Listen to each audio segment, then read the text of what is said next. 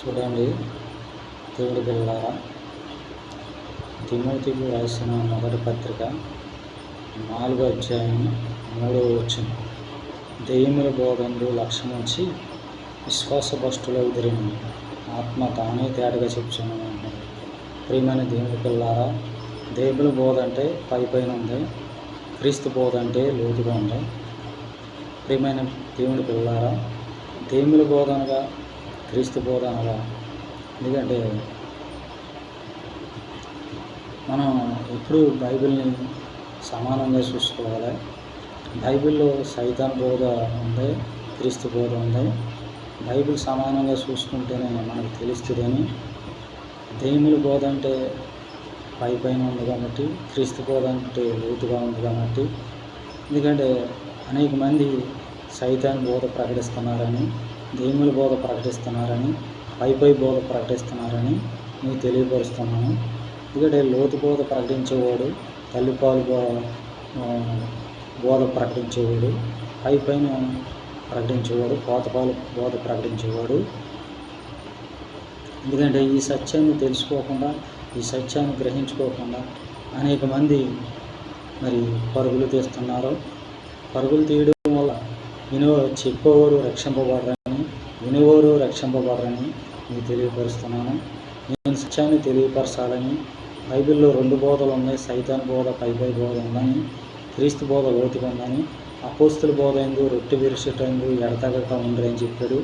మరి అపోస్తుల బోధ ఎందు రొట్టె విరుచుటందు మరి క్రీస్తు బోధ ఎందు ఎడతెగక ఉండారు కాబట్టి, క్రీస్తు బోధ లోతుకుందని, జీవ మార్గం లోతుకుందని, మరణ మార్గం పైన ఉందని మీకు తెలియపరుస్తున్నాను. ఎందుకంటే అక్కడ ఇంకో మాట ఇచ్చాడు. యోహానుకు రాసిన మొదటి పత్రిక 4వ అధ్యాయం 3వ వచనం. ప్రియులారా, అనేకులైన అబద్ధ ప్రవక్తలు లోకంలోనికి బయలువెళ్ళి ఉన్నారు.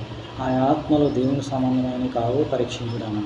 చూడండి, సైతాన్ బోధ పైన ఉంది కాబట్టి యేసు ప్రభు నామంలోని వెలుగుదూత వేషం ధరించుకుని మరి అనేక మందిని మరి నిత్య నరకంలో వేసేయడానికి మరి సైతానే యేసు ప్రభు నామంలో, అదే యేసు ప్రభు నామంలో అబద్ధ బోధ ప్రకటించి, యేసు ప్రభువే పిలుస్తున్నాడని చెప్పి అబద్ధ బోధ ప్రకటించి మరి అనేక మందిని నమ్మించి మోసపరిచి మరి నిత్య నరకానికి వేసేస్తున్నాడని, మరి అనేక మంది క్రీస్తులోనికి వస్తున్నారని, మరి క్రీస్తులోనికి వస్తం వల్ల అనేక మంది మోసపరిచి, దెయ్యముల బోధలో మోసపరిచి, పై బోధలో మోసపరిచి, మరి ఆ పై బోధలోనే పిలుచుకుంటే మరి దేవుడే పిలిచాడని, యేసుప్రభువే పిలిచాడని నమ్మి ఈ పాస్టర్లో బోధ చేస్తున్నారు.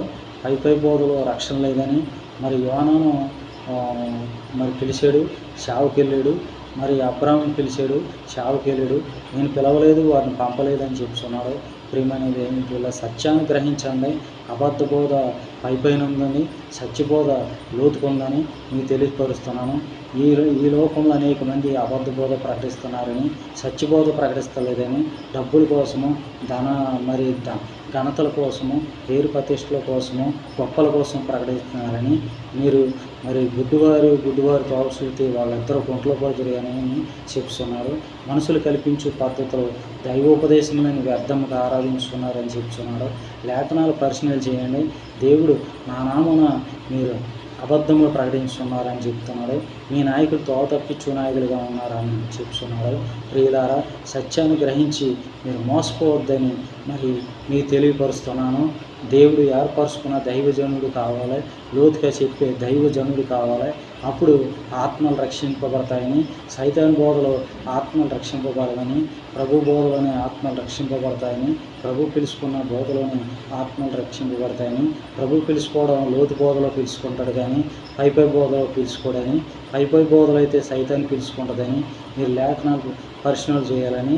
వాళ్ళ అబద్ధ బోధలో పై బోధలో మీరు పరుగులు తీస్తే, వాళ్ళ మాటిని వాళ్ళ దేవుడు పిలిచాడని మీరు కూడా పరుగులు తీస్తే, మరి చెప్పే బోధకులకి మరి విని పరుగులు తీసి అబద్ధమే సత్యం అనుకుని పరుగులు తీసేవాళ్ళు కూడా నిత్య నరకం ఉందని, నిత్య నరకం తప్పదని, మరి తీర్పు పునరుద్ధానం తేలిపోతారని, మరి సత్యంలో దేవుడు ఏర్పరచుకున్న వాళ్ళని పిలుచుకున్న వాళ్ళ ద్వారా అయితే వాళ్ళ దగ్గరికి వెళ్తే మరి చెప్పే బోధకులకి కూడా రక్షణ ఉంటుందని, మరి వెళ్ళేవాడికి విశ్వాసులకి రక్షణ ఉంటుందని, ఆయన సత్యంలోనూ అబద్ధంలోనూ కూడా మరి అబద్ధంలో తప్పులు చేస్తే విడివిడిగా ఒప్పుకోరు.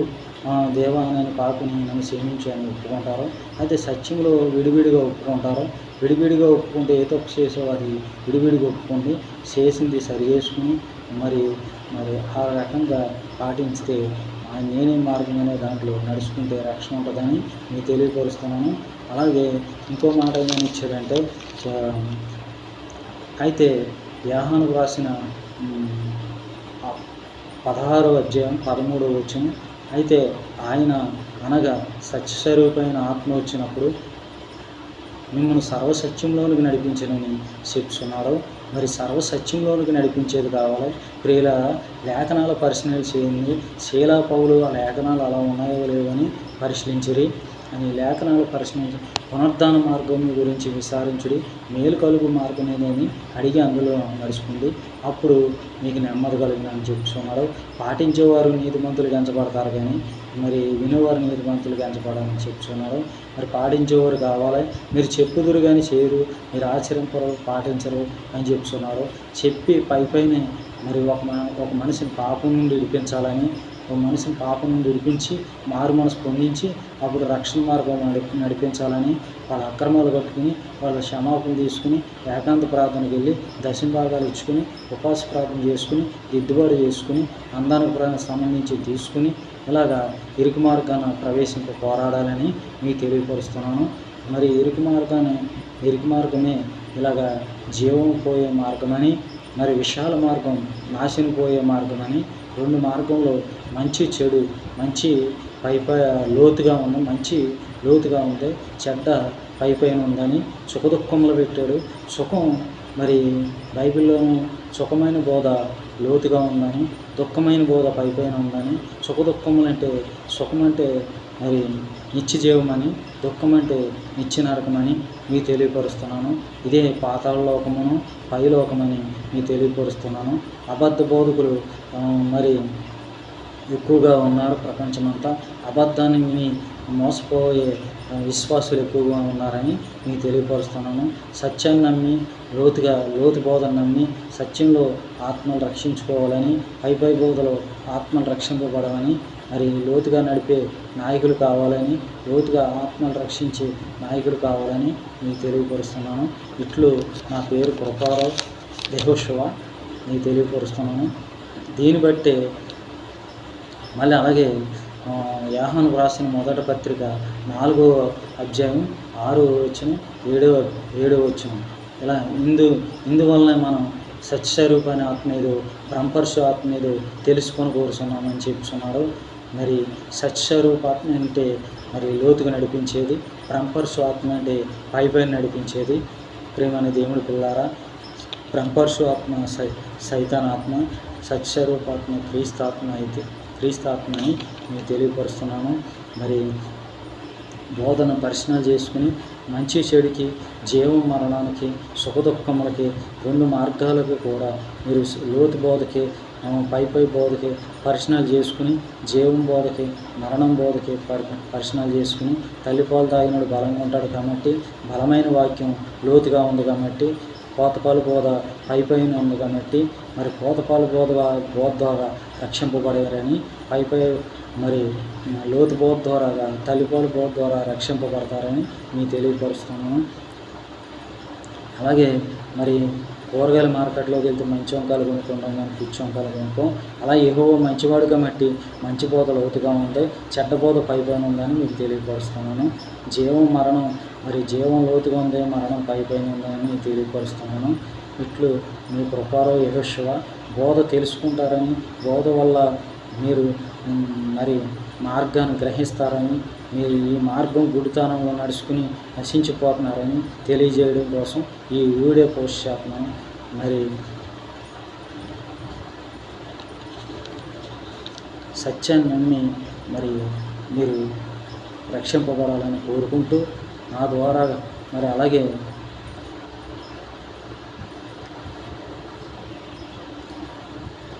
బైబిల్ని ఎప్పుడూ కూడా సమానంగా పరిశీలన చేయాలని పై బోధ ద్వారాగాను లోతు బోధ ద్వారాగాను బైబిల్ని పరిశీలన చేయాలని తెలియపరుస్తూ ఇట్లు ఏమైనా డౌట్లు ఉంటే నన్ను అడగమని ఇట్లు మీ కృపాలో యెహోషువ ఈ వీడియో పోస్ట్ చేస్తున్నారు.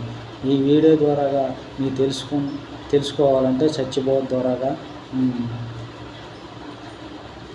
నాకు ఫోన్ చేసి నా ద్వారా తెలుసుకోమని సత్యబోధ గురించి, లోతు బోధ గురించి, మరి ఆత్మల రక్షింపు బోధ గురించి, మరి జీవ మార్గం బోధ గురించి నేను మీకు తెలియపరుస్తానని, నాకు తెలుసున్న అనుభవం మీకు పంచుతానని,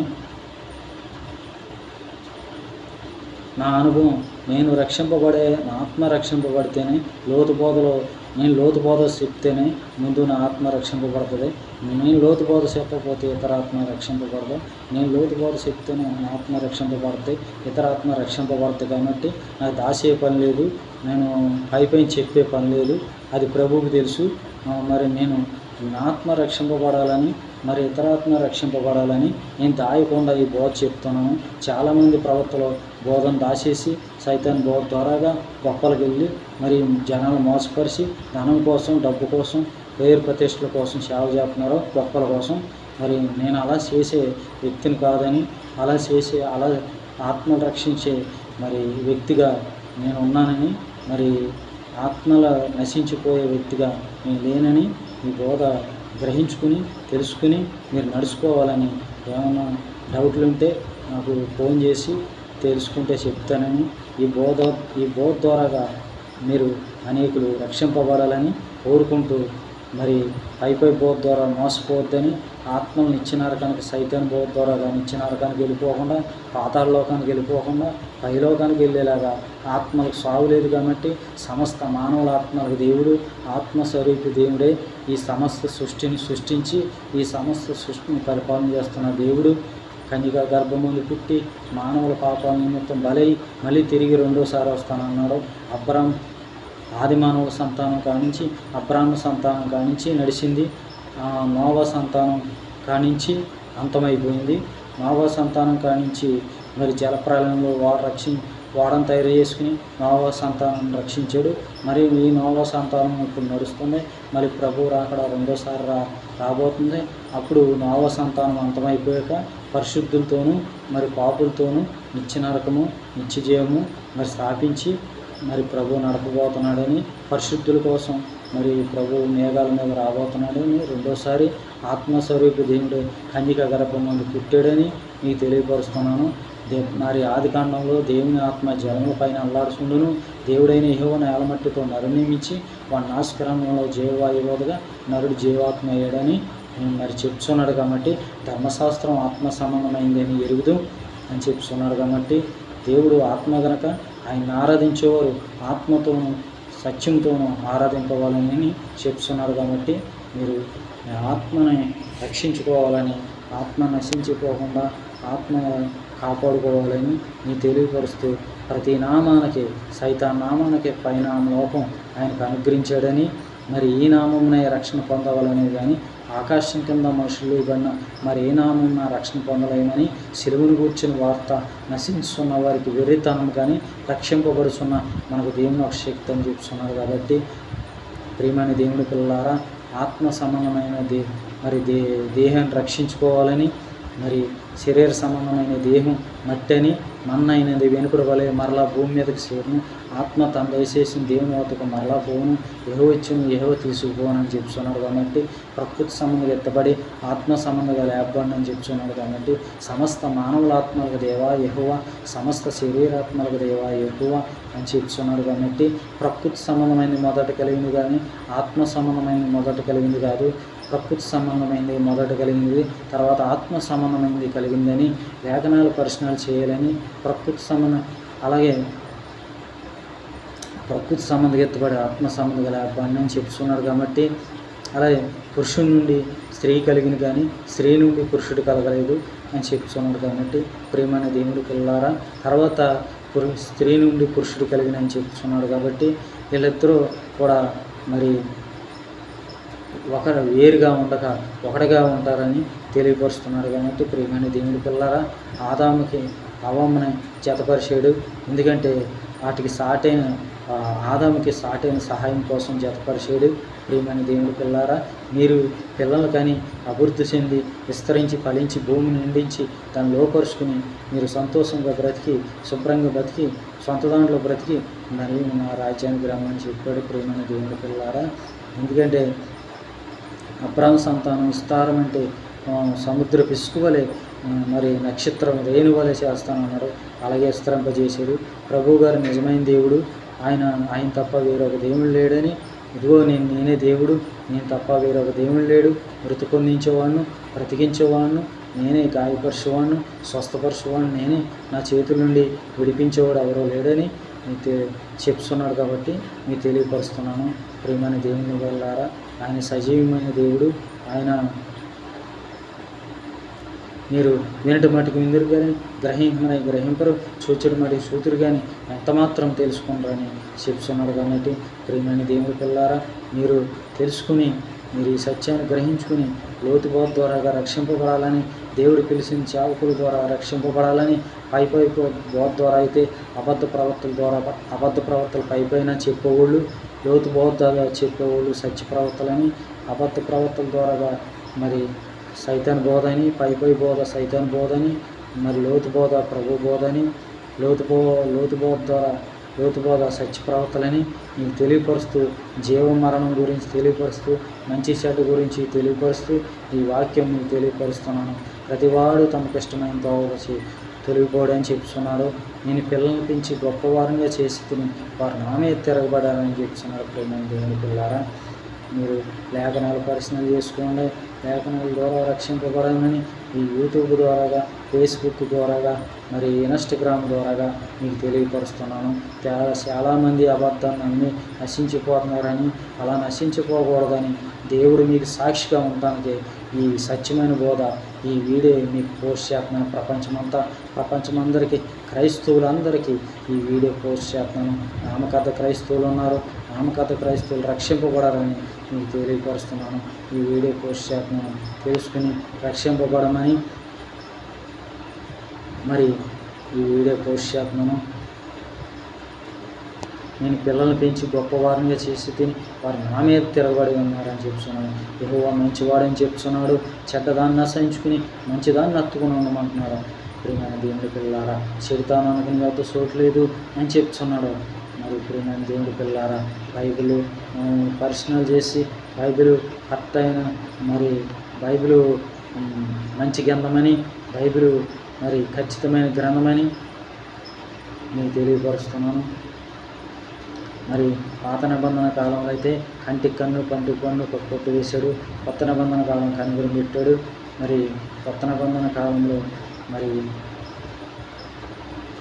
శాంతం, ప్రేమ, కృప, జాలి, దయ ఇవన్నీ పెట్టాడు. కాబట్టి మరి మీరు తెలుసుకోవాలని మరి ఈ వీడియో మీ పోస్ట్ చేస్తూ ఇట్లు మీ ప్రకారం యెహోషువ ఈ వీడియో మీకు పోస్ట్ చేస్తున్నానని, ఈ మాటలు మీకు తెలియపరుస్తున్నానని చెప్తూ ఈ వీడియో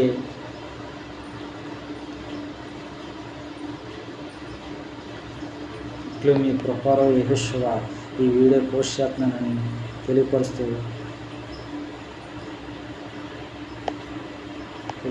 ఈ వీడియో ప్రపంచమంతటాను క్రైస్తవులకి ఈ వీడియో పోస్ట్ చేస్తున్నాను. ఇట్లు మీ ప్రకారం యెహోషువ.